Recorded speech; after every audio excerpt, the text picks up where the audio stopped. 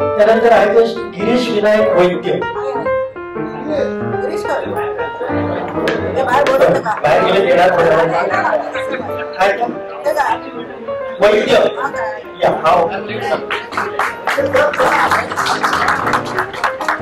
जोरदार स्वागत झालेलं आहे. चैनी कोणी मी गिरीश विनायक वैद्य वेंगुर्ल्यातच असतो. सकाळचं पौरोहित्य करतो, संध्याकाळी ज्योतिष मार्गदर्शन करतो. माझं पतंजलीचं दुकान आहे, 12 सालपासून चालू आहे आणि अजूनपर्यंत चालू आहे. बाकी आठवणी खूप आहेत, पण आता थोडस विस्मरण होतं, त्याच्यामुळे त्या काही लक्षात नाही. धन्यवाद. थोडक्यात